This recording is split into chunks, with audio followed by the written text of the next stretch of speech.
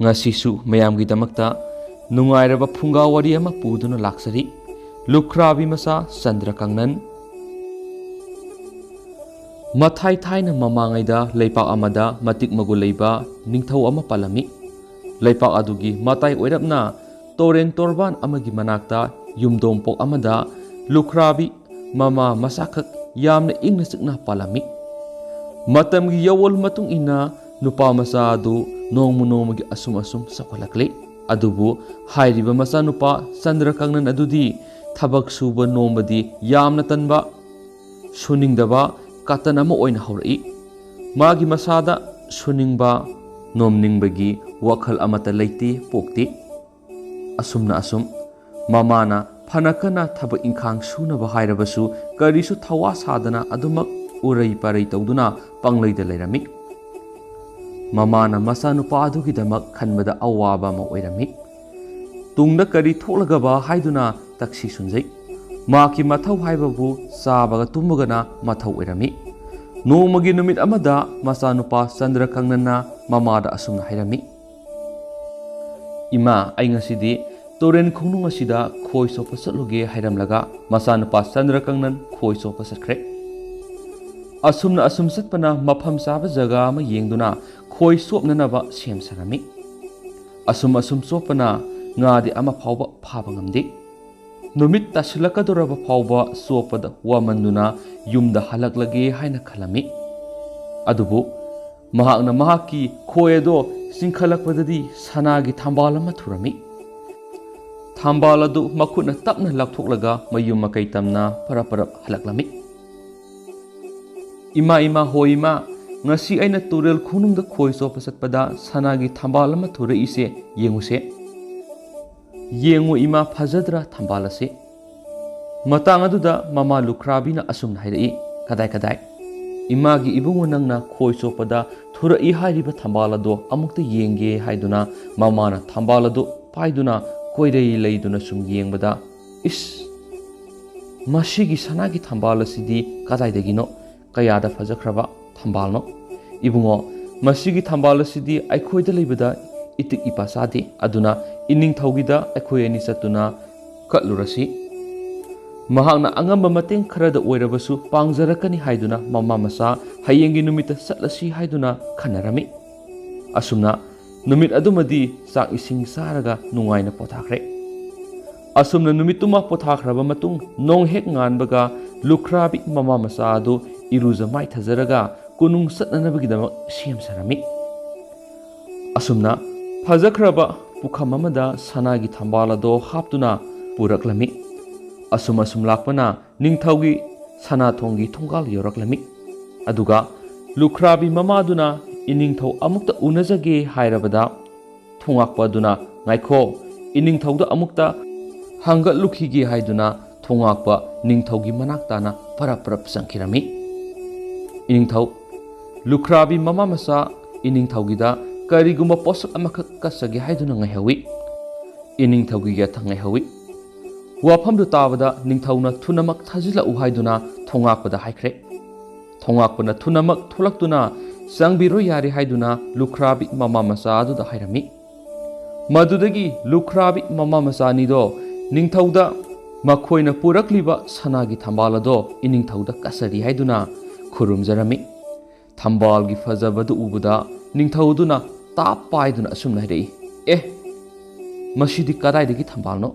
onthokna phajakreda haiduna ningthauduna koidei leiduna asum yengi ningthauna koidei leiduna yengbada ubada Lukhrabi mama macha nido haraujarami amasum penjarami adubu ngaihak ningthaunu wakhal toraba matungda asum hirei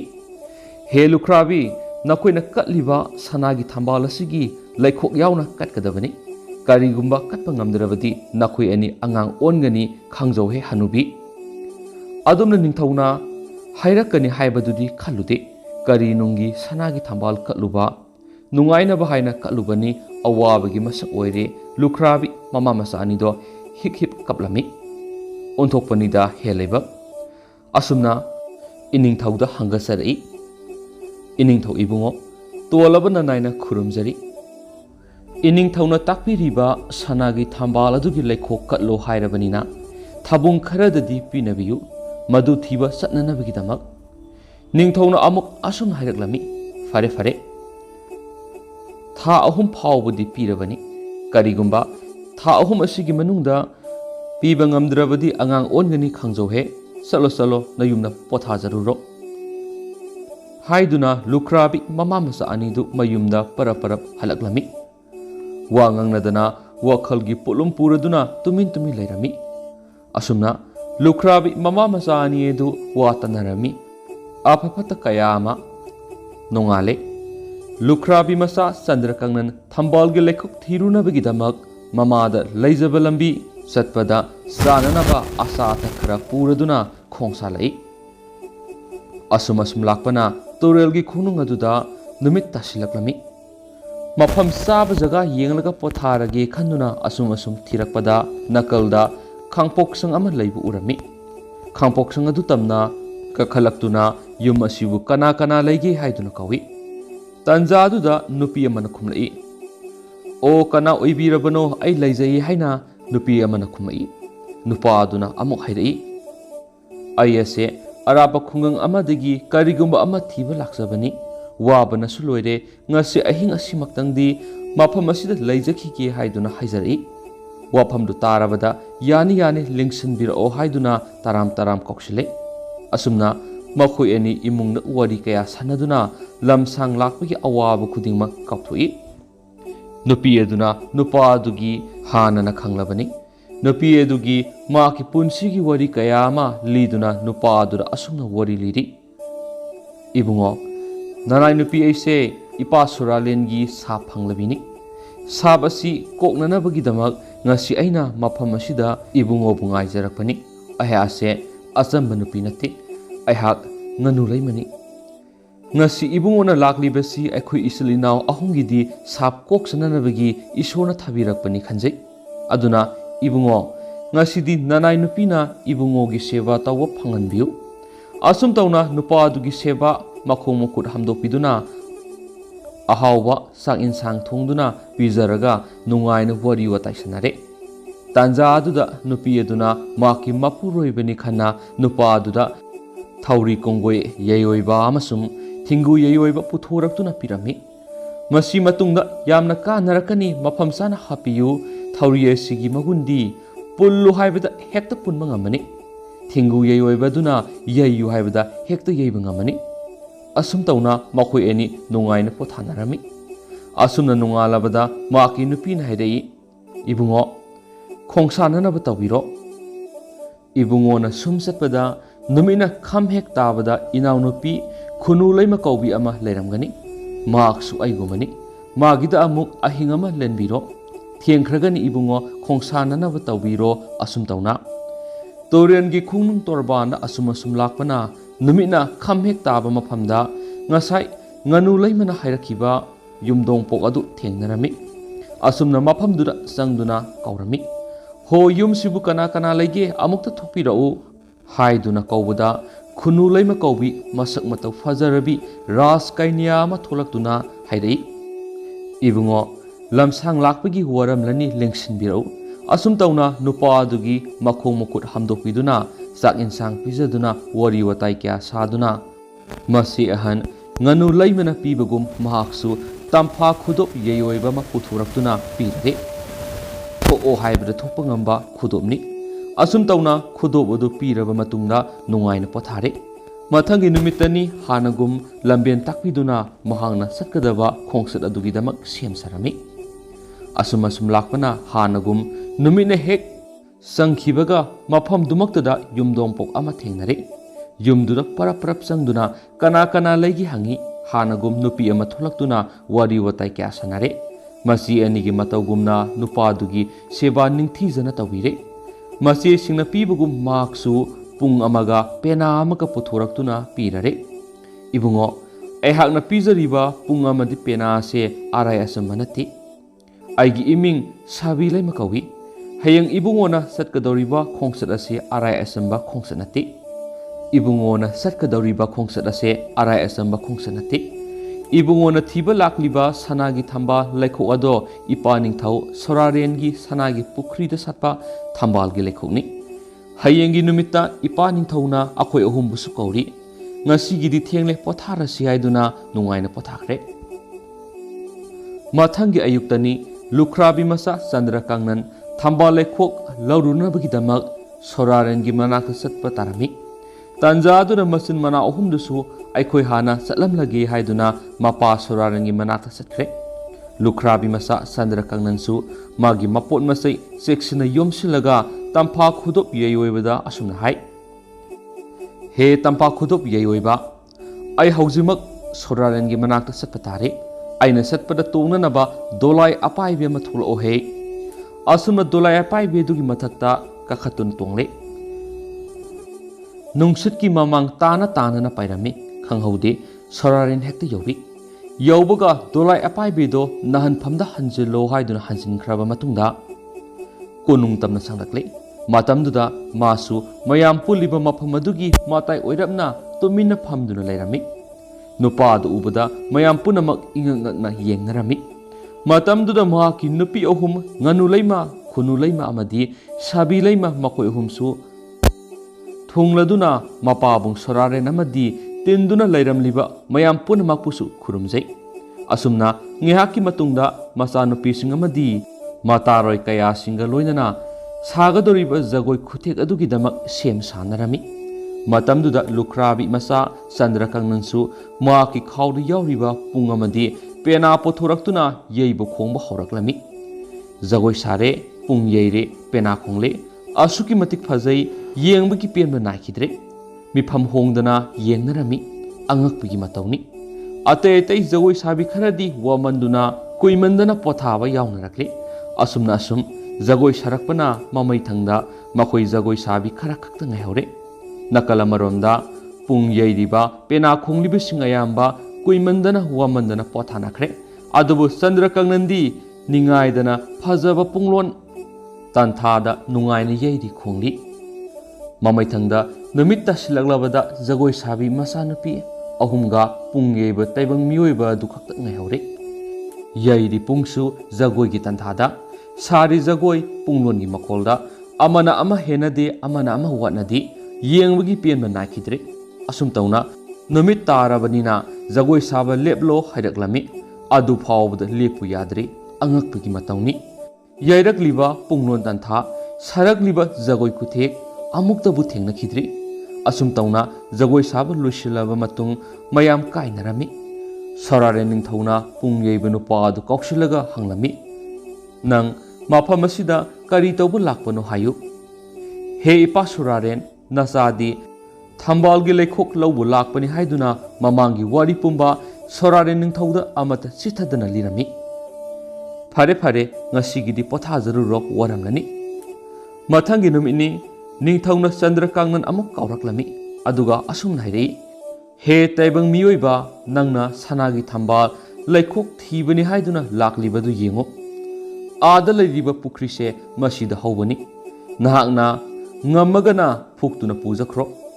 ningthouna asumna hairabada satnanaba sem sakre Chandrakangnan asumna lakpana sanagi thambal hawriba pukri edugi mapal leplare asumna ngehak wakhal tawraga thambal hawriba pukri edu yengbada angakpugi matawni thambal lekhok sangliba mathakta usek paiba yadraba sauraba layoiraba lairenamana sangduna leiba mafam oiramle asum tauna laudabadi yadabanina thambalgi lekho ado phuknanabagidamak pukri mapanda kumlubaga sauraba lairen aduna lakadabagi sagadabagi maya launa kathoktuna leiringai tanja aduda khonglei thuna sumna maki thauri kongoi yeyoiba nangna lairen asi pulluhe adudagidi thingu yeyoiba nangna yairo he haiduna thuna yangna langtakhibadu khanghaude khudakta thauri kongoi yeyoibana parapara hekta punsinki masa pumba aduga thingu yeyoiba dunasu hekta yeshili asum tauna lairen adu khang ngamdraduna sire khanglabada Chandrakangnan irai laina sanagi thambal lekho odo phuktuna khara purakle madu ubada soraren ningthouna peladuna masa nupi ahum adubu nupa aduda luhongbire asum tauna makhoi hum mapabung ningthaubu khurumlamlaga mayum makai panglakle mayum yaure नुपी तलोय अहुंगा लोइनना ममा लुख्राबीबु खुरुमजदुना लेरे नोंगाले महांगना सत्लुरिबा थबक अदो थाबुम अहुम फागदबा नोमखक्ता मंगाइरे असुम तौना निंगथौगी मनाक्ता सनागी थंबाल लेखोग अदो थिनबा लाक्लमी निंगथौना मदु उबदा पुंगंगखरे मसिगी लुख्राबी मचा सिदी आइगी निंगथौ खुबम फावबा महांगना सोइदना मुनखिबा तारे खलदुना असुमना अमुक हाइरे फरे फरे नंगसी कलिबा सनागी थंबाल लेखो अदो उबदा आई पेले अदुना हयेंगी नुमितदी ममांगदा लैरिबा पुखरी अचौबसिगी मनुंगदा मंगल pome हाइदोकनी हयेंगी नुमिता नाहकना खुल्लगा पैदुना थमगदबनी मसिंग अमता वाटपा यारोय करिगुंबा ngamdrabadi angang ongani kauganu haiduna ningthaugi akanba hukum ado puduna mayum makai panglakle asumna asum lakpana mayum thongal tamna lakle wakhalna sintha oi wangang daba makai imungda changlakle madu ubada maki nupi ahan nganu leimana asumna hairei kari tawri ibungo ningthauna kari sintha pibiraklabage pakhe khumde maki nupa Chandrakangnan nupi na toina hanglakpadudagi asum tawbani ibema haiduna wari lirei ningthaugi mamangda lairiba sauraba pukhri aduda mangal poma haidokani haire hayeng karigumba khunna ngamdrabadi aibu angang ongani haire karam tawsige khanfam khangdana ai laklabani wafam adu tabada manai nupi nganu leimana asum haire ibungo kari su khalunu nungai na pothabiro asum haina thienglaba matung numitta silaktuna makhoi nungaina sawa thakpa loiraga potharami ahing athengba misuk mirakul tadraba matamda nganu leimana phiseng setuna mapa suraren bu kaudun haidei he ipa suraren nasagi ita nganu lakha do thabirao aigi iteng pangnana ba haibada surarenda nasagi ita nganu lakha do thabirao aigi iteng pangnana ba haibada Sorarenda lairiba nganu laimagi mataroi nganu lakha kayado itagi mating panglura si haiduna malem taibangda kumtharaklami nganu singaduna nganu laimada hairei itaibema aikhoigi sintha pibiro nganu laimana yengu itaruisa pukhri asida mangal poma haidokibani amata sithadana khullaga thambiramu khangaude nganu singaduna khunbada mikup phaude ama phawbu konadi haiduna mata ibemada loizare hairamlaga soraren pangkhre nongale Chandrakangnan ningthau manaktana laktuna iningthau ehak thabak singdo pangthokpa loirabani sanami yeng tabiyu haiduna hairami asum tauna ningthauna manai khara thaduna yenghalubada asumba oirabada ningthauna makhatana amuk hairi phare phare Lukhrabi masa hayengi numitta mang do uriba kangjai bong sida phoiding poma haidokani kariguma khunma ngamdrabadi angang ongani khangjohe asum tauna wakhal nungaitana mayum yorakle mapuroibigi nungaitaba mataudu ubada khunu leimana hairei ibungo ining thauna kari amuk hairakle nupa aduna khumlai ibema hayengi numitta mapan kangjai bong aduda thoiding bora ama saithokani hairi amata sithadana khulu hairi ngamdragana aiba angang olangani haire wafam du tabada khunu leiman haire adugi damaktadi karisu wabirunu haiduna nungaina laitho o haidana pothana khre ahing tanglok thenglabada masigi matawgumna khunu lakha lakha kauduna khulalaga thamlami nongale Lukhrabi masa ningthaugi manaktana parap satlami ningthaubu khurumjarami aduga haire iningthau sanami yeng tabiro thoiding maru amata watana khunjarabani asum tauna ningthauna manai thaduna yenghanbada asumbu oiramduna amuk ningthauna makha tarai aduga hairei he Lukhrabi masa nang hayengdi aikhoigi laikhidraba ahal laman imung manung mari mata singi manakta baton tawba satkadabani aduna nahak hayeng mafam asida tawduna thamliba urabra masida gi thauksing paiduna tharaga masida satkadabani hairei hayeng satnanabagidamak loisinjaruro asum tauna Chandrakangnan wakhal nungaitana mayuma kai panglakle mahaki nungaitaba mataudu ubada magi nupi atombi sabi leimana hairei ining thauna kari amu hairaklabagi matamduda mamangda masi anina ngamkhibagum handaksu soidana ngamgani khanduna karisu thawa saramdi asum tauna potharaba matung ahingi matamda sabi laimana mapa suraren bu kaujaduna haidai he ipa suraren nasagi ita sabi mayamdo amukta aigi iteng pangbiro haijari aigi awabase amukta kokhallo haina mapa surarenda sabi laimana nijarami khangaude surarenda leiba sabi singdo mata sabi laimagi damak mateng pangningmana khuro khuro kholami khangaude sabi laimagi manakta yam khrab sabi singaduda sabi laimana haidai itasa ꯑꯩꯈꯣꯏꯅ ꯂꯩꯔꯤꯕ ꯃꯐꯝ ꯑꯁꯤꯗꯒꯤ ꯅꯤꯡꯊꯧꯅ ꯂꯩꯔꯤꯕ ꯃꯐꯝ ꯑꯗꯨ ꯐꯥꯎꯕ ꯃꯤ ꯑꯃꯅ ꯆꯦꯟꯕ ꯌꯥꯕ ꯃꯑꯣꯡꯗ ꯏꯄꯥ ꯄꯥꯅ ꯃꯤꯗꯤ ꯎꯗꯕ ꯐꯛꯂꯥꯡ ꯑꯃ ꯑꯣꯏꯅ ꯊꯝꯕꯤꯔꯣ ꯑꯁꯨꯝꯅ ꯍꯥꯏꯈꯤꯕꯒ ꯊꯕꯛꯇꯨ ꯑꯣꯟꯊꯣꯛꯄ ꯍꯧꯔꯝꯃꯤ ꯉꯥꯏꯍꯥꯛꯀꯤ ꯃꯇꯨꯡꯗ ꯁꯥꯕꯤꯁꯤꯡꯗꯣ ꯃꯊꯧ ꯂꯣꯏꯔꯕꯗ ꯁꯥꯕꯤ ꯂꯩꯃꯕꯨ ꯈꯨꯔꯨꯝꯖꯔꯝꯂꯒ ꯃꯈꯣꯏ ꯃꯌꯨꯝ ꯃꯀꯩ ꯄꯥꯡꯈ꯭ꯔꯦ ꯑꯁꯨꯝꯅ ꯅꯣꯡꯉꯥꯜꯂꯦ ꯋꯥꯔꯤ ꯄꯨꯝꯕ ꯃꯥꯒꯤ ꯅꯨꯄꯥꯗ ꯂꯤꯔꯕ ꯃꯇꯨꯡꯗ ꯅꯤꯡꯊꯧꯒꯤ ꯃꯅꯥꯛꯇꯥꯅ ꯆꯠꯈꯤꯔꯝꯃꯤ ꯅꯤꯡꯊꯧꯅ ꯃꯥꯕꯨ ꯀꯧꯁꯤꯜꯂꯒ ꯑꯁꯨꯝꯅ ꯍꯥꯏꯔꯛꯏ ꯌꯦꯡꯉꯨ ꯆꯟꯗ꯭ꯔꯀꯥꯡꯅꯟ ꯃꯐꯝ ꯑꯁꯤꯗ ꯍꯧꯔꯤꯕ ꯃꯩ ꯑꯁꯦ ꯂꯩꯈꯤꯗ꯭ꯔꯕ ꯑꯩꯒꯤ ꯏꯃꯥ ꯏꯄꯥ ꯏꯄꯨ ꯏꯕꯦꯟ ꯏꯃꯨꯡ ꯃꯅꯨꯡ ꯃꯔꯤ ꯃꯇꯥ ꯄꯨꯝꯅꯃꯛꯇ ꯑꯩꯅ ꯅꯉꯣꯟꯗ ꯄꯤꯔꯤꯕ ꯕꯥꯇꯣꯟ ꯑꯁꯦ ꯌꯥꯝꯅ ꯊꯨꯅ ꯂꯥꯛꯇꯕ ꯌꯥꯗꯦ ꯑꯗꯨꯅ ꯕꯥꯇꯣꯟ ꯑꯁꯤ ꯅꯍꯥꯛꯅ ꯇꯧꯕ ꯆꯠꯄ ꯇꯥꯔꯦ ꯍꯥꯏꯗꯨꯅ ꯆꯟꯗ꯭ꯔꯀꯥꯡꯅꯟꯕꯨ ꯃꯩꯅ ꯄꯥꯛꯅ ꯁꯅ ꯆꯥꯛꯂꯤꯕ ꯀꯣꯝ ꯑꯗꯨꯒꯤ ꯃꯅꯨꯡꯗ ꯆꯣꯡꯁꯤꯟꯅꯅꯕ ꯇꯧꯔꯝꯃꯤ ꯆꯟꯗ꯭ꯔꯀꯥꯡꯅꯟꯗꯤ ꯃꯍꯥꯛꯀꯤ ꯅꯨꯄꯤꯅ ꯍꯥꯏꯕ ꯃꯥꯏꯀꯩ ꯑꯗꯣꯝꯗ ꯏꯅꯤꯡꯊꯧ ꯑꯩ ꯆꯠꯆꯔꯒꯦ ꯑꯩ ꯍꯜꯂꯛꯄ ꯊꯦꯡꯂꯒꯅꯤ ꯍꯥꯏꯗꯨꯅ ꯆꯣꯡꯁꯤꯟꯈꯤꯔꯝꯃꯤ ꯃꯩꯅꯨꯡꯗ ꯃꯩꯅ ꯆꯥꯛꯇ꯭ꯔꯤꯉꯩ ꯊꯦꯡꯕꯗ ꯀꯤꯟꯊꯕꯗꯒꯤ ꯉꯥꯏꯗꯨꯅ ꯂꯩꯔꯕ ꯑꯗꯨꯗ ꯆꯣꯡꯁꯤꯜꯂꯒ ꯃꯌꯨꯝ ꯃꯀꯩ ꯄꯥꯡꯗꯨꯅ ꯆꯦꯜꯂꯛꯏ ꯃꯌꯨꯝ ꯌꯧꯔꯕꯗ ꯃꯕꯨꯡꯉꯣꯕꯨ ꯃꯍꯥꯛꯀꯤ ꯅꯨꯄꯤ ꯑꯍꯨꯝꯅ ꯅꯤꯡꯊꯤꯖꯅ ꯁꯦꯕꯥ ꯇꯧꯕꯤꯔꯝꯃꯤ ꯍꯤꯗꯥꯛꯄꯨ ꯍꯥꯟꯗꯨꯅ ꯃꯪꯒꯣꯜꯗ ꯐꯝꯗꯨꯅ ꯍꯤꯗꯥꯛ ꯊꯛꯏ ꯑꯁꯨꯝ ꯇꯧꯅ ꯅꯤꯡꯊꯧꯅ ꯈꯟꯖꯩ ꯁꯣꯏꯗꯅ ꯆꯟꯗ꯭ꯔꯀꯥꯡꯅꯟ ꯁꯤꯔꯝꯂꯅꯤ ꯅꯍꯥꯟꯃꯈꯩ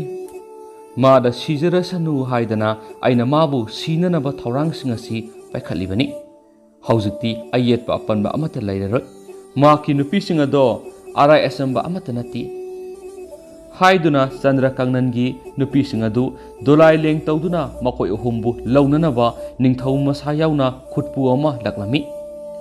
ꯃꯈꯣꯏꯅ ꯑꯁꯨꯝꯅ ꯂꯥꯛꯄꯅ ꯆꯟꯗ꯭ꯔꯀꯥꯡꯅꯟꯒꯤ ꯃꯌꯨꯝ ꯌꯧꯁꯤꯜꯂꯛꯂꯦ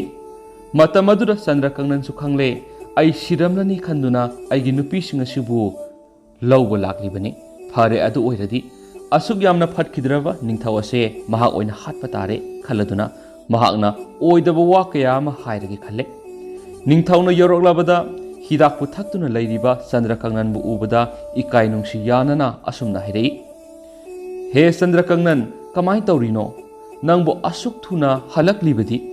ꯑꯩꯗꯤ ꯑꯩꯈꯣꯏꯒꯤ ꯏꯃꯥ ꯄꯥꯕꯨꯡ ꯏꯄꯨ ꯏꯕꯦꯟ ꯃꯔꯤ ꯃꯇꯥ ꯄꯨꯝꯅꯃꯛꯇꯣ ꯀꯃꯥꯏ ꯇꯧꯍꯧꯋꯤ ꯀꯔꯝ ꯇꯧꯅ ꯂꯩꯍꯧꯋꯤ ꯆꯟꯗ꯭ꯔꯀꯥꯡꯅꯟꯅ ꯈꯨꯝꯂꯛꯏ ꯏꯅꯤꯡꯊꯧ ꯃꯈꯣꯏ ꯌꯥꯝꯅ ꯃꯑꯣꯡ ꯇꯥꯗꯅ ꯂꯩꯍꯧꯋꯤ ꯏꯅꯤꯡꯊꯧꯕꯨ ꯑꯃꯨꯛꯇꯗꯤ ꯎꯖꯅꯤꯡꯉꯤ ꯍꯥꯏꯍꯧꯋꯤ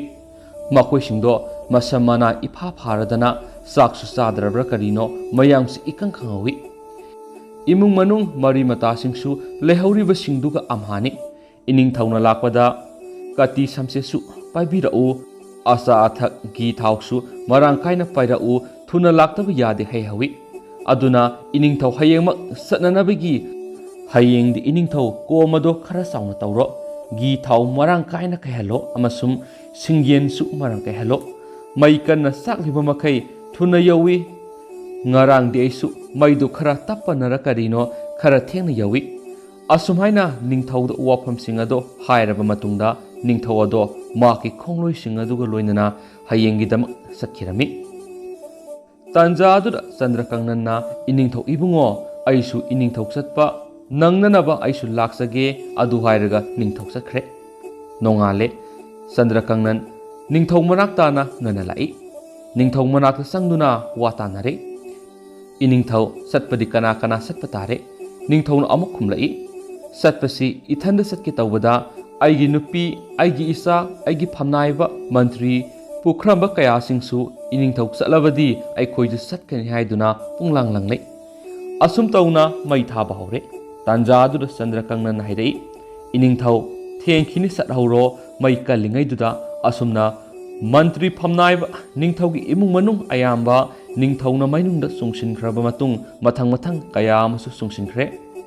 असुम तौना चंद्रकांगनन की येकनब ओइरंबा फत्रब निंगथौ अमदी फमनाइब मंत्री मंडल पुनमक लेत्रबद चंद्रकांगनना